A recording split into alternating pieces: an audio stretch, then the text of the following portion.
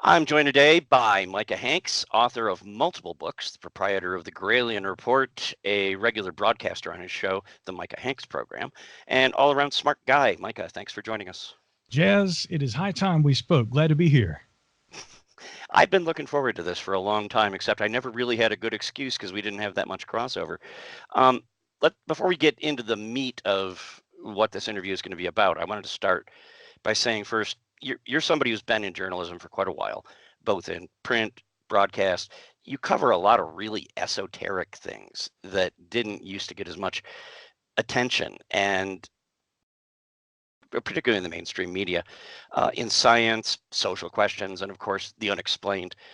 What originally made you want to delve into that, go in that direction, as opposed to just covering, only the news of the day for a local radio show? Well, it's funny because it was two things. I think it was the encouragement of my parents early in life to always be scientifically minded, but open-minded too. Then the other side of it is actually working in radio. I worked in terrestrial radio for a number of years. I was a producer of talk radio shows, and I think it was my exposure to talk radio, particularly, political talk radio, that kind of began to make me think that often there are two sides to every story, but more often than not, you're going to see people picking one side or the other. And although that's plainly evident with politics, some of the subjects that I delve into on, for instance, the Micah Hanks program that I've written about over the years, which include, of course, UAP, unexplained aerial phenomenon, or UFOs as they're more commonly known. Again, this is a subject that seems to have some serious considerations with regard to defense, national security, and also maybe broader questions. Some folks in the mainstream media are finally beginning to open up to the possibility that maybe there is life out there, and there may even be evidence of that life that we can observe here on Earth. The problem seems to have always been getting to a point where people's anecdotal eyewitness accounts, the actual observation in real time, could be matched technologically. And that's why I think we're beginning to see a shift. And so it has been kind of interesting knowing that psychologically it's human nature to kind of pick sides and say, well, this is or this is not. But now we're starting to see some instrumental data and technology that seems to help shift attitudes towards subjects that I've been looking at for a long time. We're going to touch on that thing about repeatable data a little bit later in the interview, but something you mentioned makes me want to point out the fact that for a long time, pretty much all anyone had to go by if they wanted to perhaps delve into this in a serious way were eyewitness reports. There wasn't a lot of physical or even really reliable video or whatever. It was people's testimony. I get the impression that kept the media away from it because they didn't want to look like fools. Do you think some of the new stuff that's just been coming out since 2017 is what allowed the New York Times to first talk about it, and the Washington Post? And now we see Anderson Cooper on CNN talking about it. Has it become more forgivable to broach the subject without putting in the usual ho ho ha ha UFO guy caveats? I do think it's become more forgivable, to use your term, Jazz. I think that technology has played a role in that, and specifically the technology we're talking about is the Raytheon Company's at-FLIR pod systems, which are utilized by the U.S. Navy. These are very sophisticated systems that allow not only visual, but also a lot of other instrumental data that helps us kind of gauge the parameters that we're dealing with in terms of this alleged phenomena. But the technology is only one part of it to me. And I don't claim, by the way, to be any expert on that technology. I've read about it about as much as anybody else in this field has done. I acknowledge that as part of it. But for me, what really interests me is sort of the social, phenomenon, the social sciences, the psychology, the sociological component, because often what you will see is if there is not broad consensus on a subject and how to approach or discuss that subject, belief pertaining to it, etc., that's when you start seeing these kind of taboos flare up. And to me, the media's resistance to this subject, or even if it was discussed in sort of a lighthearted way. Right. That had to do more with, I think, the kind of stigmas that have been present. And that is due to a number of things. That is due to the fact that, again, this appears to be a phenomena for which there is no tangible scientific data, or there had not been up until fairly recently, that was publicly known. There hadn't been any of that data upon which to base the idea that there was something tangible to this, something physical, some phenomena that science could study. There is a lot of literature, and like you mentioned, there's a lot of anecdotal data. Now, what's interesting to me is that if we look at the work of a historian, I mean, you have to find credible data, but nonetheless, eyewitness testimony, firsthand accounts, primary sources, these are the very stuff upon which history is built and our knowledge of the past. We also see in, for instance, law, that a person who gives testimony in a court of law, once again, it has to be vetted, it has to be weighed against other possibilities. But this kind of thing, testimony given in a court of law, can put a person in jail for life. And so it's interesting that in different areas of society, we definitely see more weight and emphasis placed behind a person's testimony. In the sciences, understandably, it has to operate a little bit differently, but I don't think that altogether it has been right. I don't think that the assessment of this phenomena as being, well, if people claim they see things, they're all wrong. I've never thought that that was correct. The weight of, or I should say the accumulation of information about this and other subjects over the years has strongly implied to me that perhaps even considering the fallibility of the human senses, we're looking at a phenomenon. Now we're finally starting to see the scientific component with the data that helps support those observations. One more question before I get into what I really wanted to ask you, a little bit more about your background, something that I'm curious and I think our readers and our listeners might be curious about, is that being a avid listener of the Gralien Report myself, correct me if I'm wrong, but the impression you've always given me is that you cover some really out there topics, but you do so frequently with a very healthy dose of skepticism. Not to say you're a debunker out to disprove everything, but things come across the transom and they're just ridiculous, and you're not somebody who immediately is like, oh, of course you married 6 Sasquatches and you have 9 children, you know, things like that. I find, being newer to the subject, that when I go looking for information, I find myself falling down these rabbit holes of Reddit threads and things like that, and suddenly you're just in this morass. Have you ever had a problem with that? I mean, how do you maintain an even keel? And is it just gut instinct to sort out the wheat from the chaff, shall we say? There may be a instinctual part of it. You know, there may be this sort of a, you know, kind of a intuition that one might have. But really, fundamentally, when I do this research, I have traditionally called myself skeptically inclined. When necessary, I have been a debunker as well. The reason I don't call myself per se a skeptic at all times or a debunker and say that that's what I do is fundamentally I have a problem with the attitude or the ideology that, well, if we see fringe claims, what we have to do is we have to proceed with the expectation that these things are not true, and therefore we are going to debunk it. 100% of the time, we are going to find the solution. There are a lot of professional debunkers who I have tremendous respect for. And I think that they usually are capable of debunking a lot of the fringe claims that we encounter on Reddit threads and on the World Wide Web in general. And actually before that, we encountered in books and on television programs for decades. Many of these things, if not the majority, are debunkable. But I'm immediately skeptical of the debunker who says that 100% of the time they can debunk fringe claims. I think at times we have to apply a bit of skepticism to the idea that some people can, again, debunk everything, because to me that seems to indicate that their ideology or their worldview is that these things cannot exist. And if that is what you believe, which is funny, that's a belief in itself. If you believe that these things cannot exist, I can guarantee that kind of person will find a way to explain it. The question is, does that explanation do the best job scientifically and otherwise in terms of reconciling what has been observed and, what, for instance, a witness may claim to see or what may appear in films like the Navy's UFO videos that we're about to discuss and the like. Again, sometimes I think that there should be the opportunity afforded these subjects that maybe we don't have the complete story, and maybe we should not rush to judgment. And so rather than to say that I'm a skeptic, I think that from time to time I like to call myself an agnostic, in the sense that I don't presume to know all things in nature. I want to try and apply skepticism toward those subjects, but I become skeptical of anyone who says that they can debunk 100% of the unexplained phenomena that we see. Now, like you mentioned, when you go on Reddit, when you go online, I mean, I would say that, 95% or better of most of the information pertaining to these subjects online is not reputable data. So apart from intuition, it helps to have that. Maybe, that comes from my background in media myself, and having worked as a producer in talk radio, having to work with, politicians, journalists, people like that. there is that sort of intuitive side to it, but more than that, it relies on finding good data, vetting your sources, finding information that is reliable in support of whatever the outcome may be, but not leading with the presumption that you already know what that outcome will be. You have to try and maintain a kind of dispassionate skepticism, or like I said, an agnosticism toward these subjects. And although I'm skeptical most of the time, I maintain that in some cases like this, we should at very least hold out the possibility that there are things, there are phenomena in nature that we don't have the full story on. Let's not rush to judgment in the absence of evidence about those things.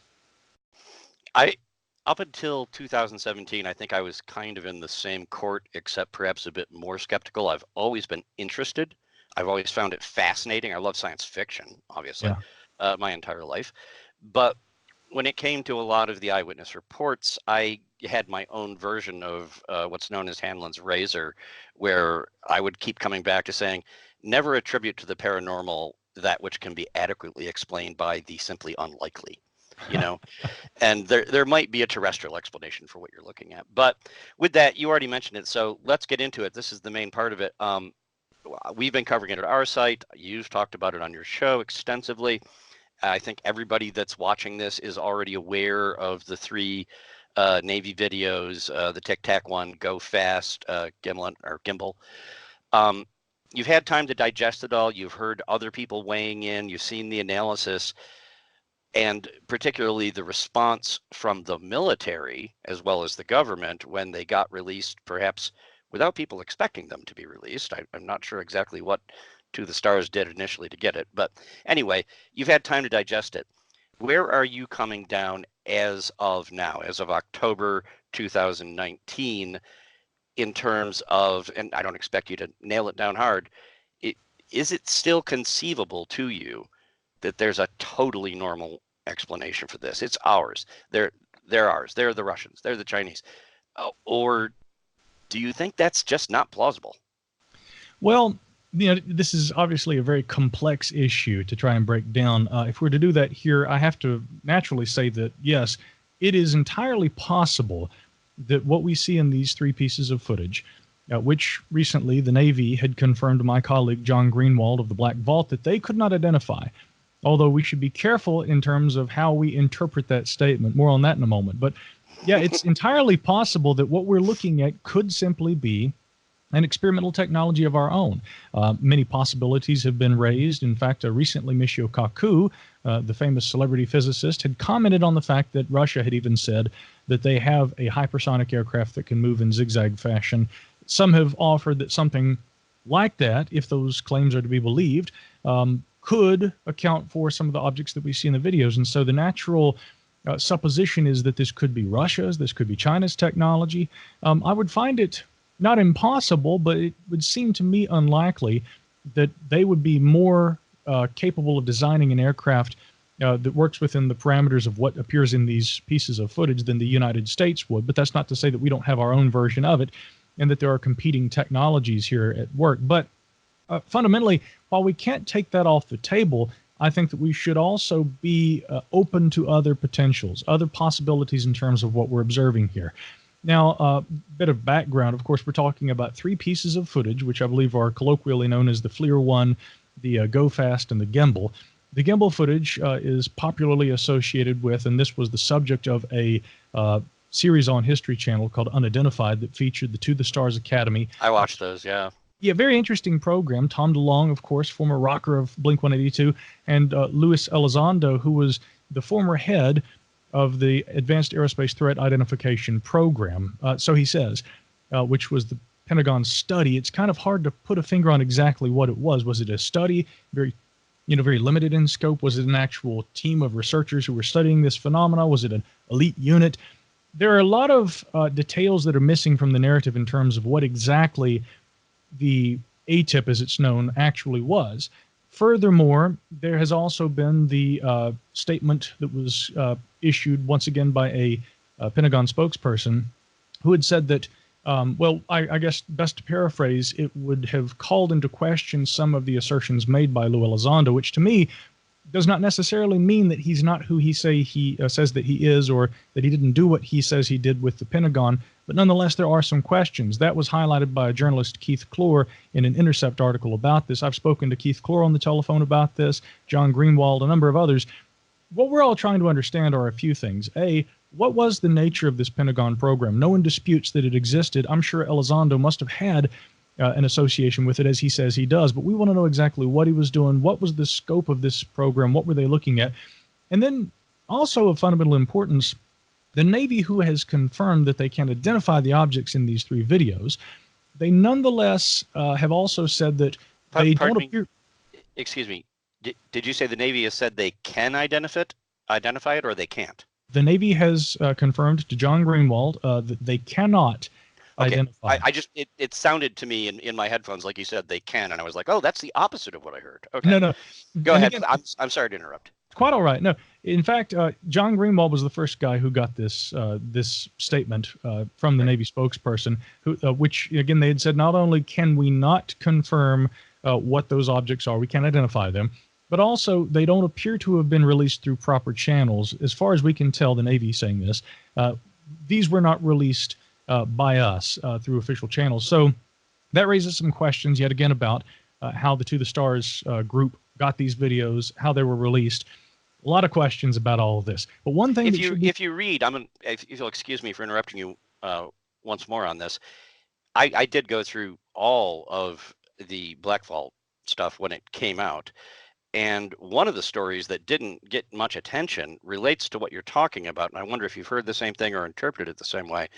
But it sounded like the Blink 182 guy, as I like to call him, had someone write a really marvelous letter done by someone with experience in applying for grants that was the driest, most boring, incredibly non-interesting letter in the world, just saying, we're interested in setting up a database of somewhat declassified stuff that can be shared across different arms of the government when exploring this topic and certain areas of technology, and you fall asleep reading it. And he left the impression with many people that the people in the government who looked at that grant request basically were just like, oh, and he said a government system. Oh, so it's a government system, not for the public, but declassified and shared around people who are looking. And like, okay, and they sent those 3 videos over, and he hadn't had them for more than 15 seconds before he was banging the submit key on YouTube, and they were a little caught off guard. So I wonder, has he burned his bridges? That's very possible. 2 points to raise there. According to, if memory serves, Lou Elizondo's statement on this, he had said that he had requested those videos as part of training, of some sort of training component to the ATIP program. If memory serves, that's how he said that he actually obtained those. But still, there are questions about, I guess, what we would call, as the chain of custody, which, again, just like we would do with any kind of item of history, I fundamentally like to work in the same kind of manner that a historian would work. We have to be able to establish the provenance. Where do these things come from? What are the sources? We've got to trace that back. That's an issue. One thing we do know is that the so-called gimbal video had appeared online a number of years ago. It had actually it had been on a server associated with a German television production or film production website. Now, to me, that does not necessarily suggest that that video was fabricated or made by a television company. That certainly raises some questions, but it doesn't necessarily mean it's a hoax. Another important element, though, that we need to establish here is that prior to Lou Elizondo joining Tom DeLonge, which, if memory serves, that would have occurred right around October of 2017, just before the New York Times reports on this. Leslie Kean, a veteran journalist who's covered this subject and who's written about this. In fact, her book on the subject of UFOs from several years ago had been endorsed by Michio Kaku. Lou Elizondo joins Tom DeLonge's group shortly before that article appears in the New York Times, but we know that Tom DeLonge had had associations with people in government prior to that, and in part thanks to the release of certain documents and emails, the Podesta emails, by WikiLeaks. In the WikiLeaks emails, we have a number of correspondences where Tom DeLonge is, and this is remarkable to me, corresponding with John Podesta during a very heated election year, and saying, that he's going to bring, and apparently the gentleman who he'd been talking about in these emails had been Major General William McCaslin of Wright-Patterson Air Force Base, who oversees the science division. I don't know division. that name. Yeah, he oversees the science division there at Wright-Pat, but he was apparently going with Tom DeLonge to meet John Podesta, who also wrote the foreword to Leslie Kean's book on UFOs. So, I mean, a lot of these key players have really been involved in this for a long time, but the point I want to drive home is that we absolutely know Tom DeLonge had had associations with some fairly high-ranking officials in government prior to Elizondo joining up with TTSA and prior to the New York Times article that was sort of a shot heard around the world as it relates to all of this. Okay, you dropped a whole bunch of hints there about two back-to-back questions I wanted to ask. You've mentioned Michio Kaku a number of times. I did an article about a recent appearance that he made, a couple of recent appearances. Mm-hmm. And I wanted to get your take on one. He said a number of fascinating and intriguing things, and I think hopefully in a bipartisan fashion, we can agree. If you can say nothing else about Michio Kaku, he's a smart guy. Oh, yeah. One of his opinions was that the onus has now shifted. In the past, anyone claimed that there were extraterrestrials, UFOs, UAPs, whatever. The burden was on them to prove it. And he's now come out and said, no, now we have repeatable data that we've been testing. Now the onus is on the government to tell us that it's not extraterrestrials. Do you think he's on the mark with that, or is he pushing too far? I don't think he's pushing too far. I really liked that quote, and you highlighted that in your excellent article, by the way, on that subject, which I enjoyed reading. And, just to share that quote again, he says, "We've reached a turning point. It used to be that believers had to prove these objects were from an intelligent race in outer space. Now the burden of proof is on the government to prove that they're not intelligent beings from outer space." Now, to unpack that a little bit, it may be a little confusing for some folks because, again, the idea of, and I think applying proper skepticism to this, there's that old adage, extraordinary claims require extraordinary evidence. It's appeared in many different forms over the years, often attributed to Carl Sagan, but I think it actually even predated him. The idea here is essentially that, hey, look, if we are going to put forward the claim that, for instance, extraterrestrials are visiting Earth, and that we are observing craft or perhaps autonomous drones that are operated by them, whatever the source of this technology is, if we're observing them here, we've got to have some pretty good data to support that interpretation of the phenomena, to support those claims. Now, in my mind, the idea that ET is behind this is still a fairly extraordinary claim. Here's why.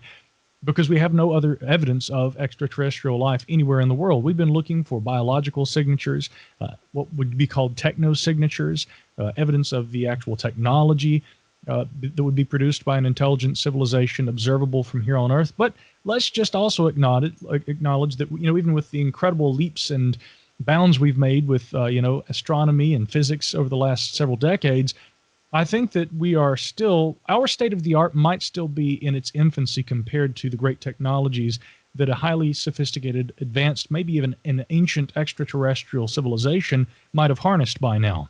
There are a lot of what ifs here.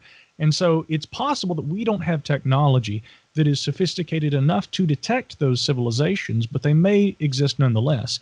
If they are significantly more advanced than we are, it is equally possible, maybe not probable yet, but it's equally possible that they may have harnessed technology that would allow them to travel here. And that technology may be capable of operating in ways that are not easily observable by humans. I mean, we may be able to see them, but there are so many different elements, Jazz. Well, you saw something, but what was that? When you can't identify it, you're left to have to interpret. What did I see? What was the nature of that? Was I hallucinating? Did I dream that?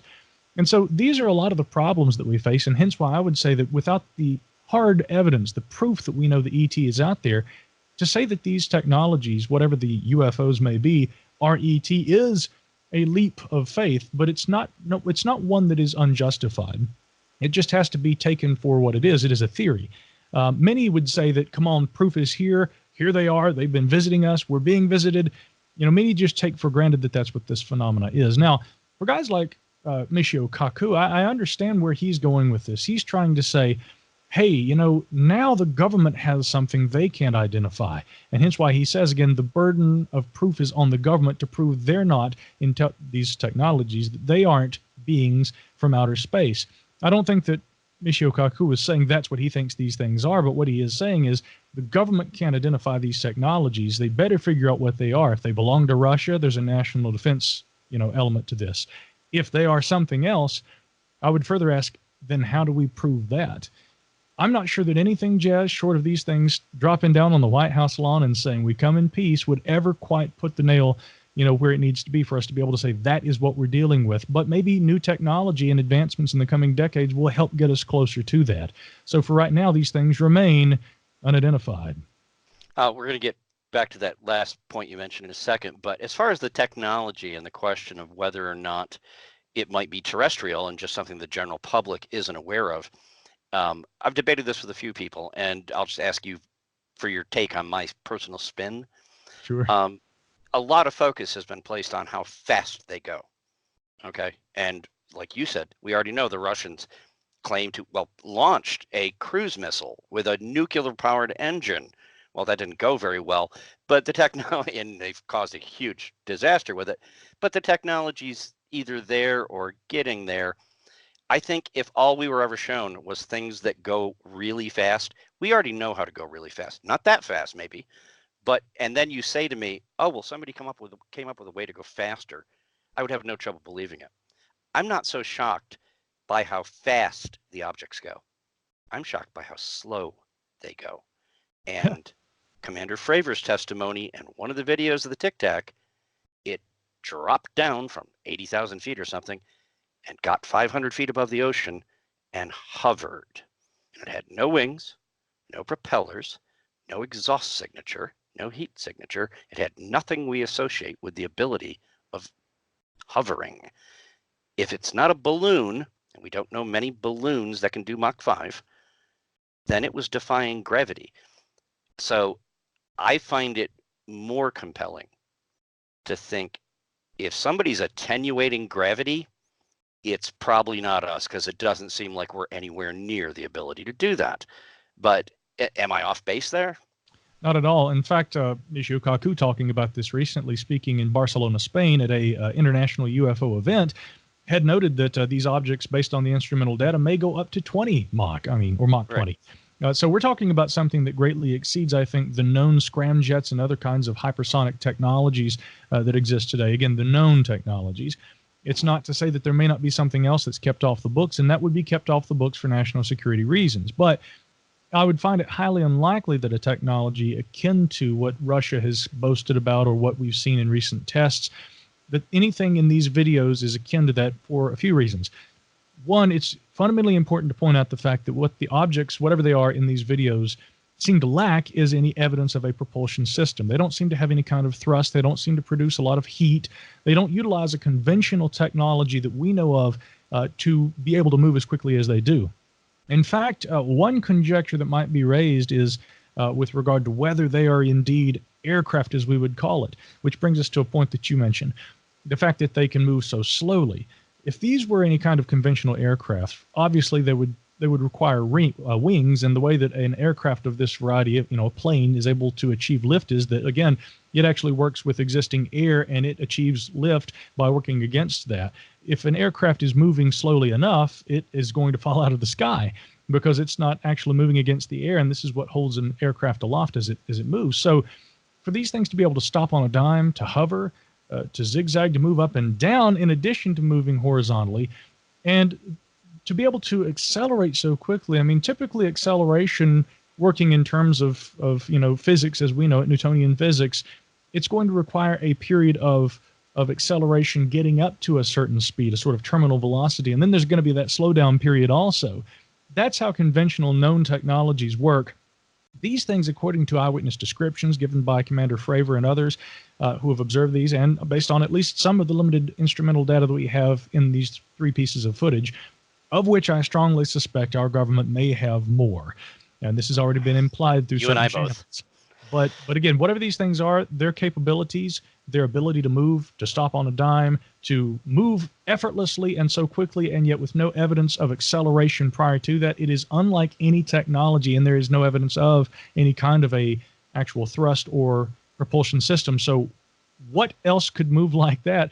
I know of nothing that can operate in those terms. And to say that these objects somehow are simply the misidentification of 747s or, again, much simpler prosaic explanations along the lines of aircraft, commercial jets and things, that's absurd to me.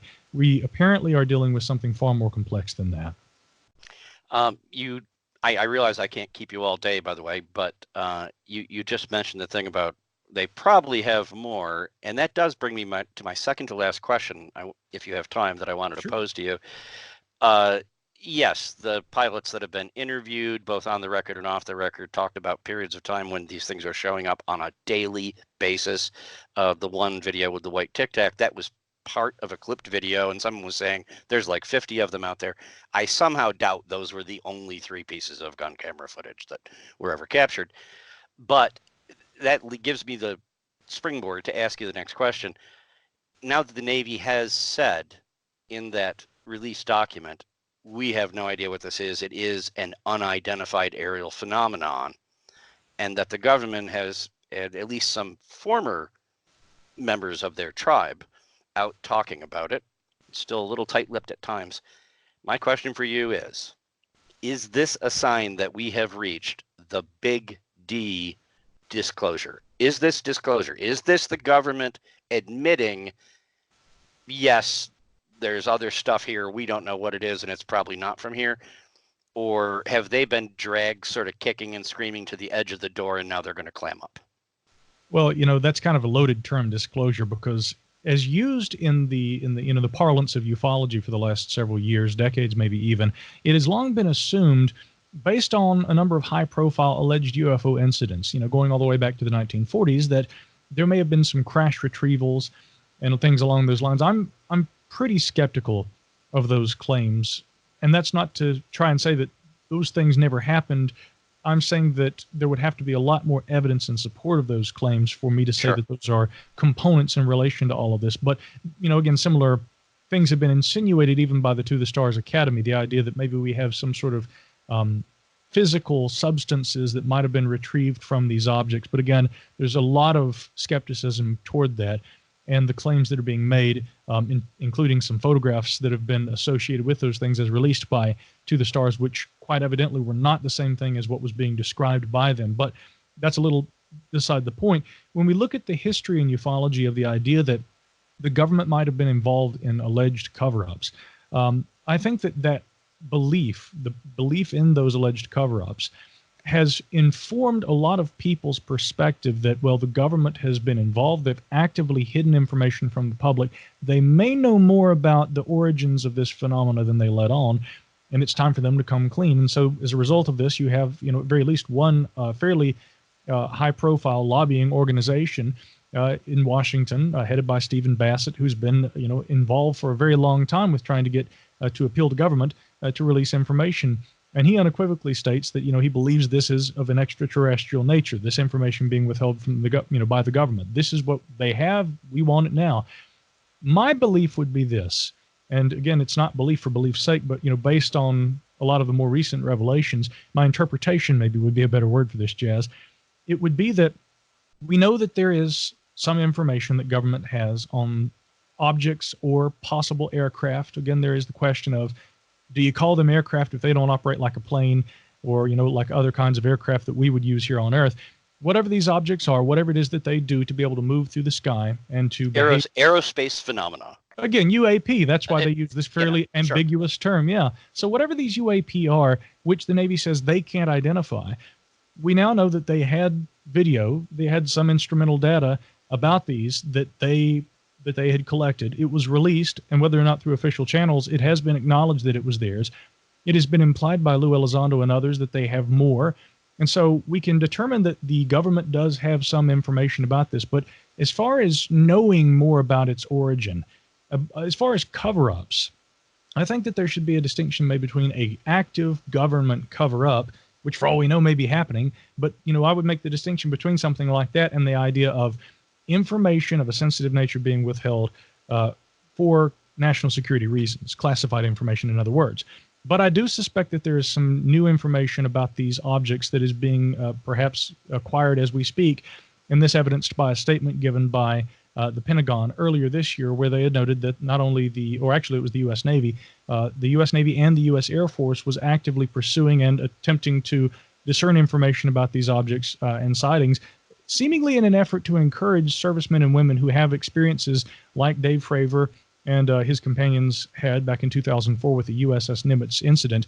They're trying to, I think, get rid of the stigma that has prevented many people from coming forward and talking about these things, with the interest of gaining information and helping to determine whether or not there is a threat potential here, whether there is something of concern in terms of national security and, defense in our airspace. Because whatever these things are, if they aren't ours, they appear to have no concern about entering our airspace and operating within U.S. military airspace during training exercises. That should be a concern to anybody. Yes, it should. Right? So, but I don't know if there is a cover-up. Maybe there is. I couldn't tell you. I think that we can leave it at that the government has more information than the public knows about.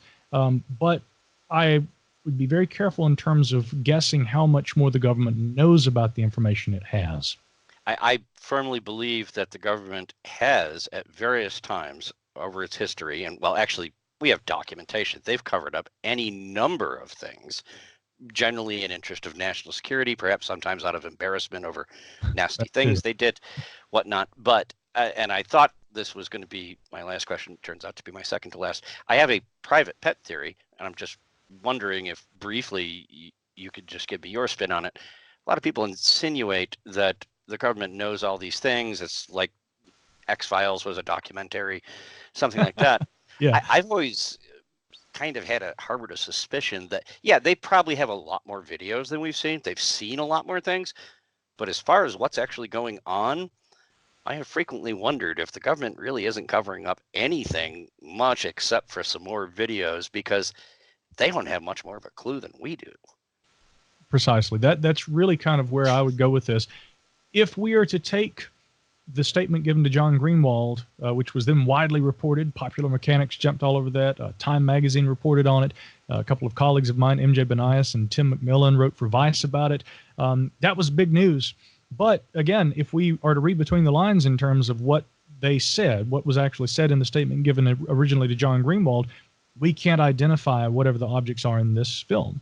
Now, that doesn't mean that we should apply that same attitude toward everything that the government may or may not have. But if we are to infer that that is in any way indicative of the broader knowledge base or lack thereof, the government has said they can't identify the things in these videos. So you're probably right. They probably have more information than they are releasing to the public. It's sensitive.